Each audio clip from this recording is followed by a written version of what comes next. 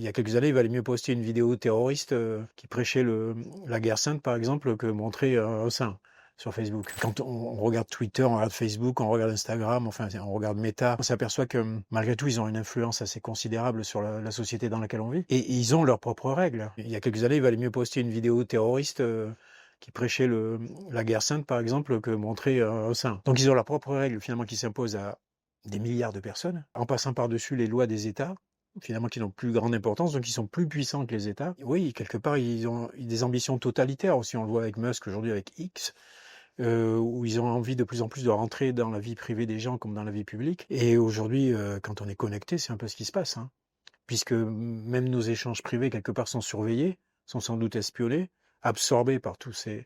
pour nourrir les algorithmes, et en même temps, on peut pas tout dire, on peut pas tout faire. Donc finalement, ils ont leurs propres lois qui sont au-dessus de celles des États, quoi. À partir de là, la justice, c'est très compliqué pour les justices nationales, les justices des États, de passer.